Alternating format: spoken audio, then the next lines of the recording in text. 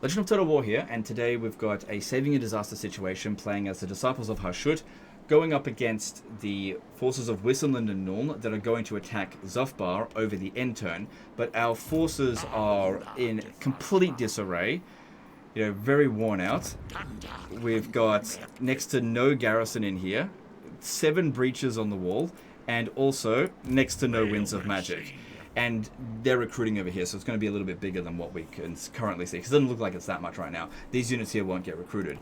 So this video here, I really want to focus in on a term that I like to call player traps. I really don't talk about it very often, because when I'm doing my own campaigns, I don't talk about what I'm not going to do, because I usually just avoid these player traps because I'm just aware of them, because I've fallen for them in my early gameplay, early campaigns, which were probably in early access, and then I just never did them again. But first thing I'm going to do is read out the email and then explain to you guys what a player trap is and how this guy has fallen for one of those player traps. A very common one as well. I'm not trying to have a go at him for it. Okay, so he says, "Hey Legend, hopefully you can save this one for me. We was almost done wiping out Ungram when Wissenland and Nuln declared war on me. I attacked Zufbar my next turn to use it to defend from. Maybe not my wisest decision. A couple of turns later, I am beat to all hell, but have won my fight so far. The next turn they attack with what should be their last army in the area, and it is too much. Can you see what you can do?" Okay, so just to summarize that, he's been at war with them a few turns. He captured this settlement to use as a defensive position to hold them back. And he has fallen for a player trap. He's made a mistake. So, what is a player trap? Think of it like this. Imagine the most basic game you can think of, right? I'm just using it as an analogy. All you have to do is walk from one end of the hallway to the other. You get to the other end of the hallway and you win the game. Super basic, right? But as you're walking through the hallway, you're just pressing forward and you're almost at the victory, right? Halfway there, you see a button on the wall. You don't have to press it. The way is completely unobstructed. You can just keep walking if you want to. But there's a button on the wall. And so out of curiosity, you press the button. And it blows up the whole area and you have to start again from scratch, right? There was nothing requiring you to actually press that button. The game wasn't telling you what it was going to do. Gave you no warning that it was going to happen, and it blew up in your face. That's basically like a really sort of dumb way to explain, or a really basic way to explain what a player trap is. Now, obviously, it's not that like overt in Total War games, but that's just to give you a bit of an example. Basically, mechanics or tools in the game that are presented to the player that if you utilize them will actually fuck you harder than if you don't do them at all. So player traps, and there's things that will only affect the player, so the AI can't fall for the same traps as it does the player. So I'm going to give you some examples of other Total War games that have player traps in them, because I play a lot of other strategy games and I don't notice player traps as overtly as I do in Total War games. And I don't think that they're done deliberately. I think that because Total War games are typically a bit more complex than other strategy games, just due to the real-time battles with turn-based strategy, that just due to, I guess, not realizing all the ways that certain mechanics can operate, they create a mechanic that is actually detrimental for the player to actually utilize, and it would be better for the player, a better player experience, is if the mechanic actually didn't exist at all. Think of it like this. Anytime a person may have lost a campaign wasn't because the AI beat them, but because the player stepped on a tripwire and fell over that they didn't see coming because it was a player trap. And then the AI, who's still brain dead, managed to just stand on the player's back, basically, after they had tripped on a player trap. Right. So I'm going to give some examples of player traps in other Total War games. I'm not going to spend too long on this, but I think this is important to understand what exactly is a fucking player trap, right? So, Total War Warhammer 2, a real basic example of that, melee infantry, right? Melee infantry was a player trap in Total War Warhammer 2, because, well, only if you're playing on, very hard battle difficulty, specifically. So, if you played on very hard battle difficulty on Warhammer 2, this isn't so much a problem in Warhammer 3, because the cheats have been toned down by at least half, and that makes a huge difference. So, if you were playing on very hard battle difficulty, the AI would get 20% extra melee attack, 20% extra melee defense, extra weapon strength, extra leadership, all this kind of stuff. Now, all of those stat boosts will massively improve how melee units perform. So if you recruit melee infantry in Warhammer 2, especially basic melee infantry, so let's just say you were playing as the Empire and you recruited a swordsman unit, and then you went up against a orc boy unit.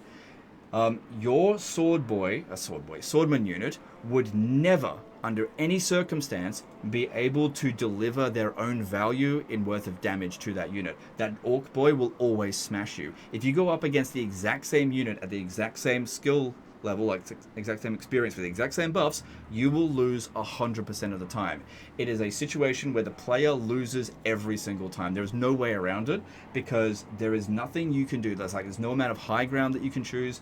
There's no amount of like hide in the forest. There's no special abilities for the units. The only way that you can make that unit perform is to buff them using your lord skills or whatever so heavily so they've actually got an even match, just to overcome those cheats, rather than using tactics. And so it's a player trap because it's something that you recruit because it's in the game, and you think it's going to be of some use, and it ends up being of absolute no use whatsoever. And so there are many units in the game that don't have that problem. And so the way to solve it is to simply not recruit the player trap units and only recruit the units that basically the difficulty didn't punish to such an extreme degree that they were useless to use. And so this is why in Warhammer 2 you would see homogeneous armies of archer spams and artillery and single entity spams and that kind of stuff, and doomstacks, basically because the player trap existed within the game, especially within the early stages of the campaign. It's less of a problem when you get to higher tier units, but lower tier units it was definitely present. So in Warhammer 3, that's less of a problem because the AI cheats have been toned down quite significantly, even on the highest difficulty. Now that's not super overt. I'll give you an example of a really overt player trap, and that's in one of the most widely considered to be one of the best Total War games, Shogun 2. Shogun 2 has one of the most egregious player traps in any game I've ever seen, ever, and that is the Realm Divide system. So in Shogun 2, pretty early on in your campaign, you've captured maybe 13 settlements, and a mechanical trigger called Realm Divide. Now, there's no turning back from this, and if it's your first campaign, you're not aware of this is going to happen, it can completely fuck your campaign up because the game doesn't warn you that this shit's going to happen. It just says what your fame is, and then when it fills to full, Realm Divide happens. And what happens is that every alliance that you have, every trade agreement, every vassal that you have, immediately turn on you. They stop whatever they're doing, and they look towards you, and they just send all their armies at you. Now, you don't own half the map at this point. You're still kind of quite weak. And so having like a bazillion armies just swarm at you in the early stages of the campaign can derail a campaign completely.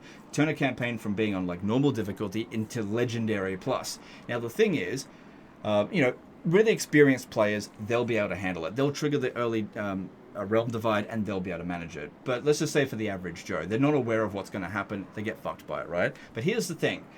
If you are aware of it, and you are not looking to get totally fucked by the AI with like swarms of armies for the rest of your campaign, the longer you leave the Realm Divide, the easier it gets based on numbers of factors. So here's the thing. The longer you play the campaign, the more of your research, or your tech tree, I guess, that you'll unlock, which will unlock new buildings, which will allow you to build up your provinces more, build up your economy. And the thing is, as you build up your economy, that doesn't affect your Realm Divide. What matters is the number of settlements, not the quality of those settlements. So rather than having 13 trash settlements, it's actually better to have 10 really built up settlements and really build up your economy and get your trade sorted and all that kind of stuff, like trade resources sorted. I mean, you're going to lose all your trade agreements eventually once you trigger Realm Divide, but you can sell that stuff internally. So you build up your stuff first, but also there's another thing, is that in every single Total War game, bar like maybe Rome Total War, every faction in the game, whether it be a major faction or minor faction, has a base income that's not tied to their settlements. It's like a 2,000 to 5,000 gold that they just get out of nowhere, right? So the more factions that there are in the game, the more armies will be present on the campaign map. So the earlier you trigger Realm Divide, the more of these minor factions still exist, because the game, the other AI factions are still playing against each other, right? And when they immediately turn their attention to you, there's hordes of armies coming at you from loads of different factions. But if you wait until the other major factions absorb all the minor factions, so instead of going up against 50 small factions, you instead go up against 4 big factions, you will actually find that the enemy will send significantly fewer armies at you, because when an AI faction absorbs another AI faction, they don't get that base income. They just get the income that was from the settlement, and that income is never going to be anywhere near as high as what that base income was going to be. So the longer you leave it, the easier it becomes. It's a player trap, something that you have to trigger at some point, but the longer you leave it, the easier it gets. So that's a really overt example of it. Okay, now, in Total War Warhammer 3, the player trap that we're talking about here are walled city sieges. Now, if you've ever watched my live streams or seen me play like a really long disaster campaign, one thing that I'm pretty sure everyone can agree on is that I barely ever play a walled settlement defensive siege. I don't let them happen. So if an army besieges one of my walled cities, I almost always sally out to stop them. I don't wait for them to launch the assault, because it's a player trap. And I'll explain why. Because of the way that it's been very poorly designed, and I don't think they've realized exactly how badly designed it's been, but it's been like this way since day one. But basically it's a way that the sieges work in comparison to how the AI works, in comparison to how the auto-resolve works. The three work together to fuck the player, and it only applies to the player. It doesn't apply to the AI, right? So when you have a settlement, right, and you build up its defenses and build up its garrison, the AI will either walk around the settlement and attack your minor settlements. How many times have you guys like built up a big defensive fort, right? And the AI has just gone around it and attacked like an undefended minor settlement, right?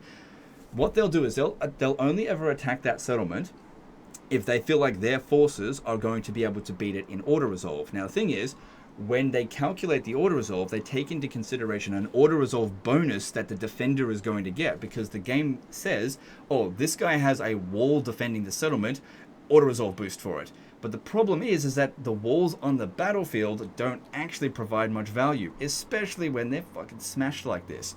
And so this guy here has taken a defensive position where they have been able to utilize overwhelming force to just grind him down. And the thing is, there was a way better solution. Like, his army is actually way better to fight on the field than it is to fight a defensive siege. And this is usually the case when you have a particularly powerful legendary lord. So when you've got a very powerful legendary lord that isn't like a flying lord and able to like fly around the map really quickly, you're going to get limited amount of value from this guy, because they're not going to focus on trying to kill him. They're instead going to focus on the other victory condition, which is to just capture all the points. They'll capture all the points, they can just ignore him, and they don't blob up as much in these walled city sieges, and so you don't get a chance to use your limited amounts of magic. And so you've fallen into a trap, taking a defensive position that actually provides you no defensive advantage whatsoever. Like, what good is the wall when they're like 5 meters from the wall to begin with, and they start off with cannons? You know, I'm pretty sure one of these, yeah, they've got cannons there, right?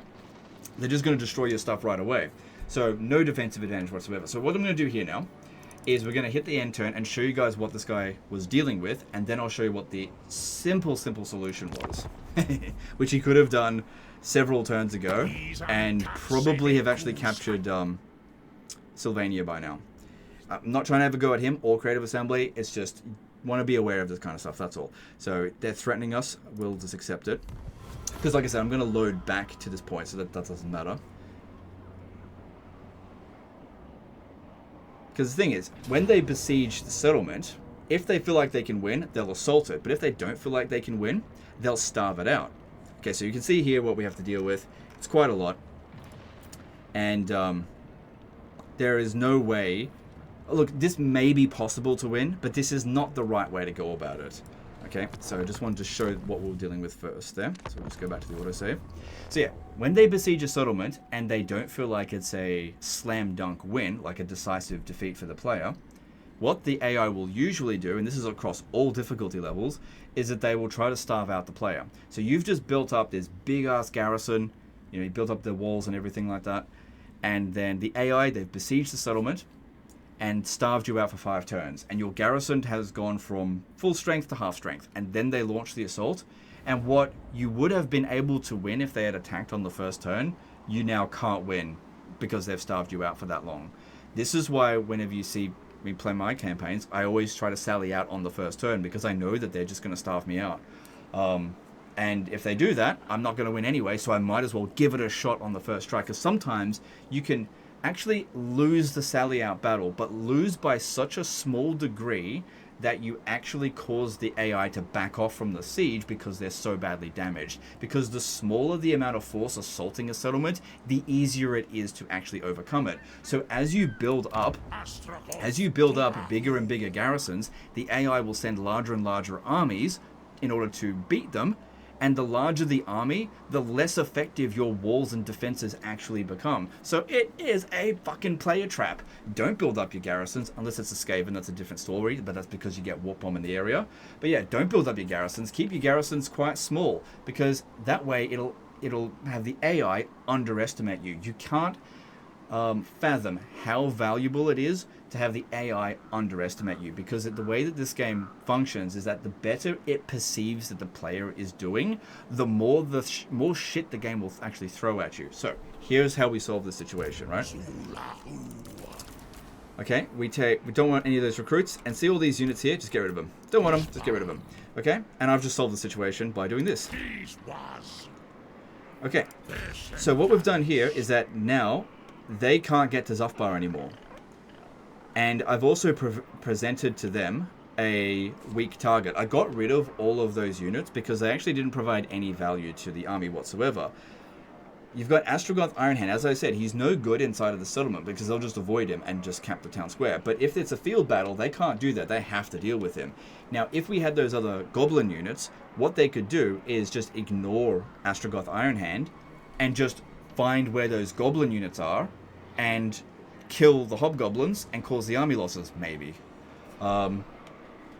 And by removing them from the army, we've disabled them from that action. They're not going to do that anymore. Now, obviously, we don't want to lose the Bull Centaur Renders because those are actually good units. Those aren't a player trap here. So now with that, and everything is on the hardest difficulty, now we press enter, and we go through the defense, which will be trivial. So, accept that, fine, whatever. They did ask for more. That's fine. I think they asked for more because we had more. Actually, you know what? Let's do a little test, actually. Let's do a test. I'm going to go back again. You saw how much that they charged, right? And it went up from the first time we hit end turn. Because the amount that they charge you, or threaten you with, is based on how much money you've actually got. You see, another thing is that the AI will largely declare war on you if they make ridiculous war declarations on you if your campaign is going really well. But there's ways of hiding how well your campaign is doing. For one thing, and this is something you might notice me do, is keep your armies at a minimum. Okay, if you keep your armies at a minimum, the AI doesn't perceive you as much of a threat. And then they just don't declare war as often. But that being said, that doesn't mean have no armies. They'll declare war on you if they sense any weakness, but you know, keep the bare minimum, basically. That really does come down to how you want to interpret that, so just be careful about it. I'm not telling you, oh, legend said to recruit no army, and then suddenly everyone invaded me. That's not what I'm fucking saying, alright? Okay? I'm saying you recruit only what's necessary. Okay, so now what we're going to do here is I'm just going to spend this money. No, you know what? I'm going to hide the money. Don't recruit this. I'm going to hide the money by globally recruiting stuff that take 2 turns to recruit and just bankrupt ourselves. And we're just going to hide the money so that, yeah, none of this stuff is going to get done. Right? And we'll see if he even threatens us this time.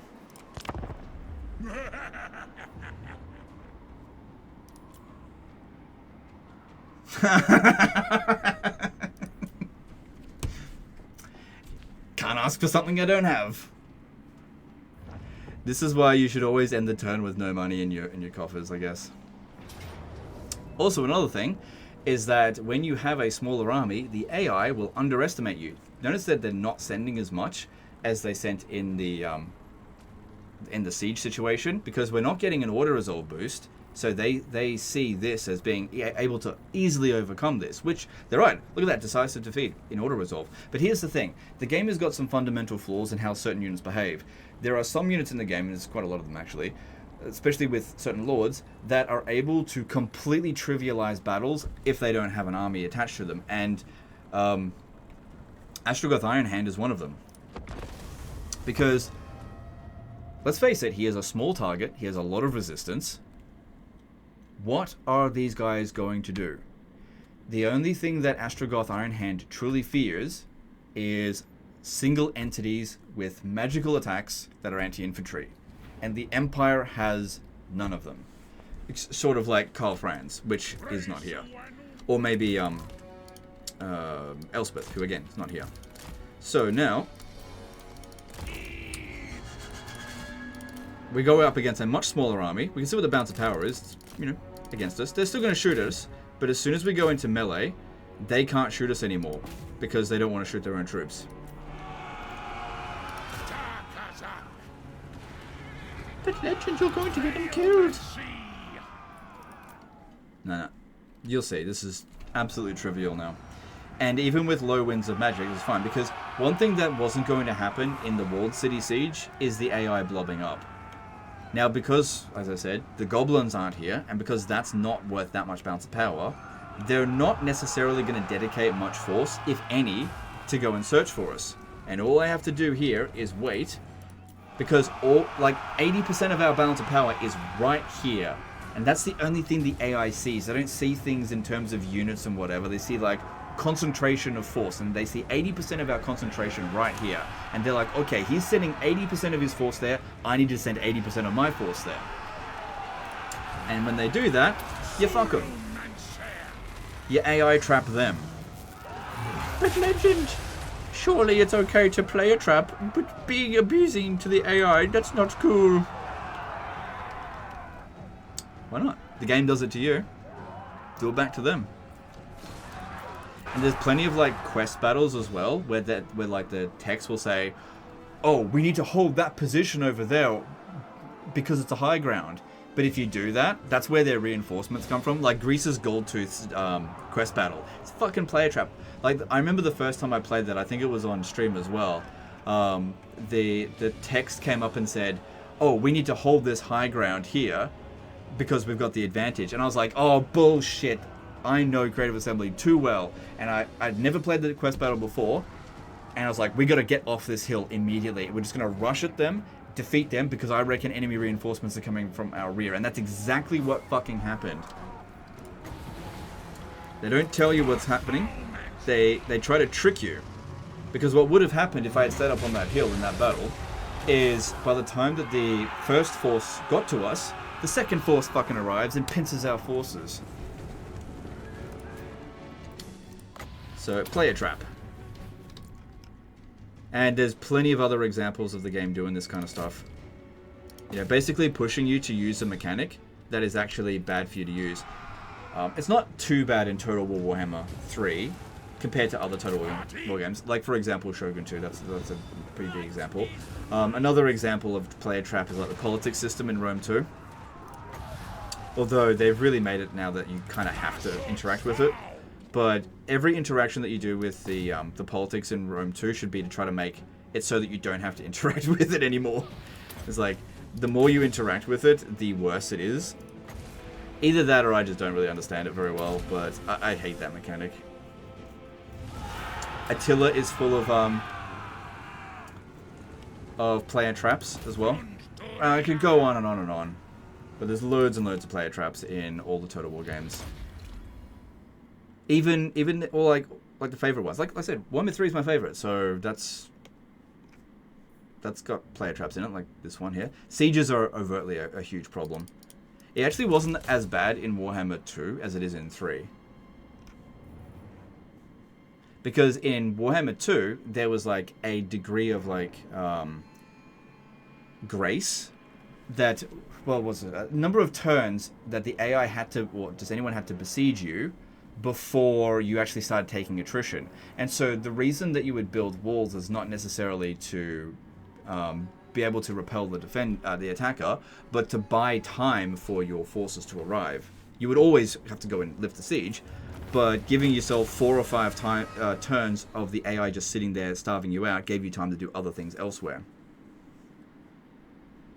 But of course they've removed that in Warhammer 3 and you start taking attrition immediately, which in my opinion was a bad call. Now, I also said that this stuff doesn't affect the AI. And what I mean by that is because as the player, you shouldn't sit there and starve out the enemy. because the rules don't apply to them the same way it does to you. If you sit there and starve out the enemy, what are they going to do? They're going to send an army to come and deal with you, because the AI will usually have a lot of armies just sitting around doing nothing until they encounter the player. So, yep, another one coming in, but no big deal. We're actually in better position now than we were before.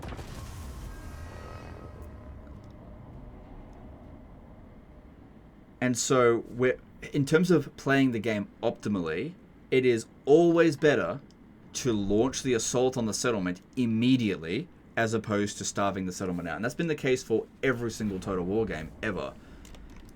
Unless, of course, your forces are completely incapable of actually capturing the settlement, in which case you shouldn't have besieged it in the first place.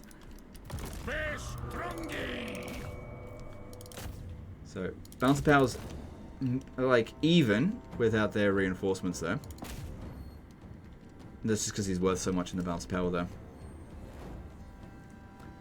But yeah, you can see how there's certain things that only trigger when you're doing well. Like, we had a decent amount of money in the treasury, and so what's-his-face threatened us to get that money.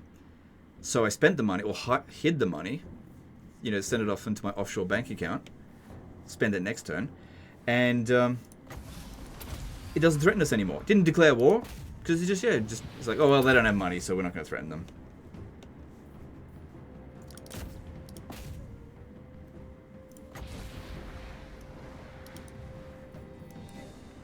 Okay, we're suffering a bit of damage in this one, but he's got regen thanks to the crown of... I can't remember what it's called. But that item that you get from the convoys.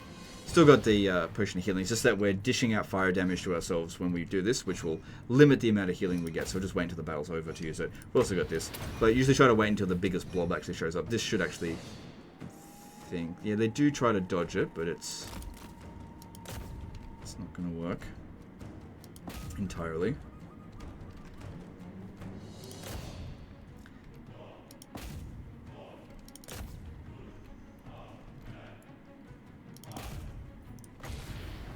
But yeah, if there's a bunch of units in your army as well that is actually not providing you any real advantage on the battlefield, then, you know, why keep them? You don't have to build a full stack all the time. But at the end of the day, build whatever you want to build. That's the most important thing. Just be aware of the things that could happen. That's all I'm trying to say here. I'm not trying to say, you should play it in the cheesiest way possible, and if you don't do it, you're a fool. I'm not saying that at all. I'm saying, play however you want, but at least be aware of the things that the AI will do to you if you are inefficient.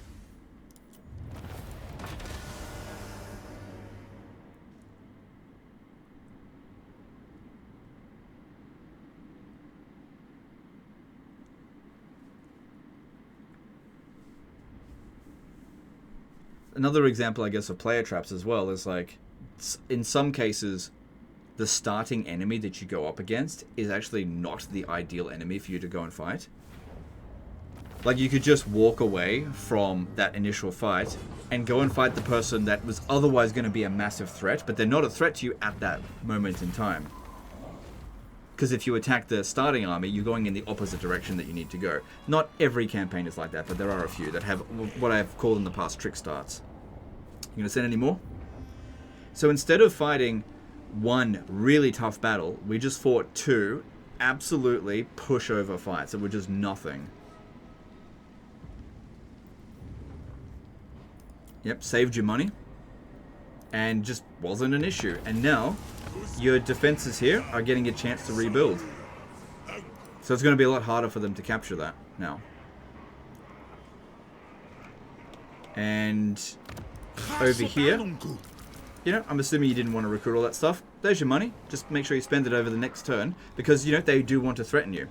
And I think you could very easily attack this here, draw out all these forces, and defeat them with Astragas. Actually, why don't I just do it? Let me just do it.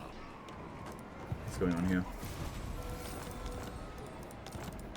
Why is Astragas, like, got no movement? Okay, it just had to click those things. So if we come over here and attack this now. Yep. Yep, easy. No problem. No sweat. They can't do anything about it. Now, again, this isn't something you should do in every single situation. You've got to be very careful about these sort of blanket generalizations. Oh, did you see Legend use Astrogoth Ironhand to just by himself to kill off that entire army? Anyway, I sent Astrogoth Ironhand to go and fight fucking Archaon, and I lost. Legend's full of shit. No, okay.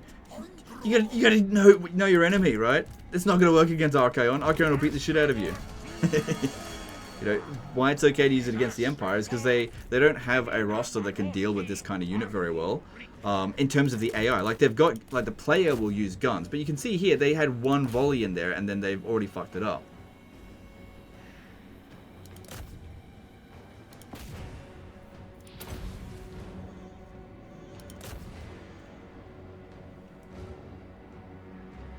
But yeah, as an example, opposite example, I guess, using Archaon, like you don't want to do this on turn 1. Don't just like disband his army and use him as a one-man doomstack, because he hasn't got all his skills yet. Like if you ever look at him, he's level 36. All of his core skills have been developed. So Archaon's another one, right, where you can build him an army if you want, but once he's like rank 30, you can totally just disband all of his units, or even just transfer his units into other armies and have him roll around with like a couple of units, maybe like a couple of heroes, maybe another spellcaster, just as a Winds of Magic battery, and be walking around with just a really small army.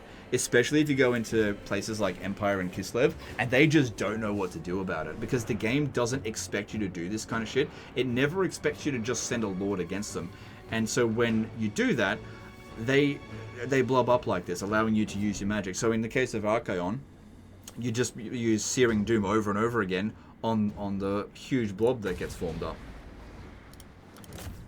You know, they're not going to shoot you whether you're on Dorga or not, because you're too small of a target. But at the same time, if you tried to do that with, say, Kairos Fateweaver, he's too big. That's not going to work.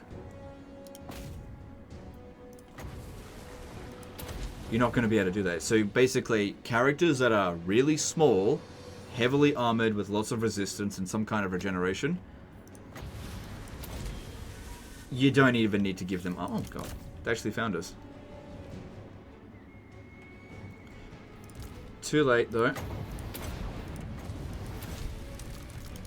Oh, we just replenished. Don't want to lose any more of them. Man, look at that. They did actually go looking for us a little bit.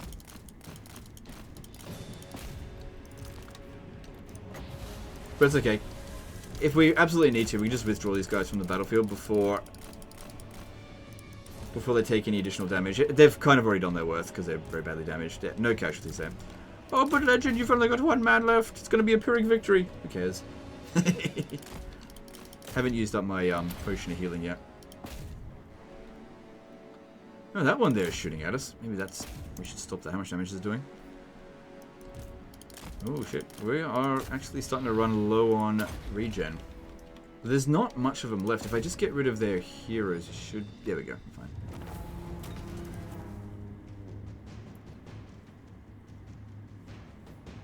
That was maybe a little bit closer than I would have liked.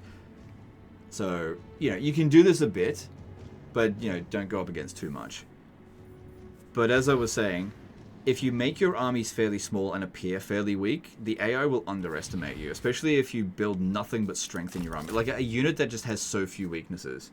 And the game is full of them, and just about every single faction has got a unit that has, like, no weaknesses. But ultimately, if you recruit armies that have units that are just so filled with weaknesses all over the place, you're going to struggle with a lot of these situations where the AI will send a little bit more force than what you're sending. Because the AI is not programmed to treat you fairly. They're not going to be like, okay, you've got a full stack, we'll only send a full stack. Oh, you've only got a half stack, we'll only send a half stack. No, they're like, oh, you've got a half stack, I'm going to send you 3 stacks. You know? They're always going to try to make sure that they get a decisive victory in auto resolve. If it's possible for them to do so. Because this is the big thing, what a lot of people don't realize, is that the AI, believe it or not, they're trying to kill you. Okay, and you should easily be able to... I'm not going to do this one, but you get the gist of it. So, hopefully with this video here, I've helped you guys to understand what a player trap is, and how you can sort of look at a situation and think about it a little bit differently, and not think, oh, but walls are always better defensive positions. Well, think to yourself, why are they better defensive positions? Because they're actually not. Getting starved out for several turns is not really a great idea, because when the AI does that, usually what happens is they besiege your settlement, they assault the settlement, and then once they lose, they just send another army to go and besiege it straight away, giving you absolutely no time to recover. And so all you're doing is buying time. So being aggressive, not giving the AI the chance to build up war momentum, which is not a mechanic, I'm just saying that it's just like a philosophy thing, not giving them a chance to build momentum, you can screw them. Like when you've defeated most of a faction's armies, like not in this case here, that is the best time to go and capture their territory. So quick advances upon the enemies is going to be much better than if you like go up against one of their armies and get like a Pyrrhic victory and get so smashed that you have to go back and recover your army, and by the time you do that, they've got another one or two ready to go deal with you. You need to be able to crush their army and then advance on them before they've had a chance to recover. Anyway, I think we've gone over enough of this stuff here. I hope that it helps you out with player traps in the future. Total War games are filled with them. I don't know if they're built that way by design or by accident. It's really hard to say. But every single Total War game has got traps in them, and you just need to be aware of all the things that the AI or the game is going to do to screw you over by utilizing certain mechanics. And if you identify those ones and just avoid using those mechanics and find your campaigns easier, you'll know that you found a player trap. Anyway, that's the end of this one. Appreciate you guys, and we'll see you next time. Later, guys.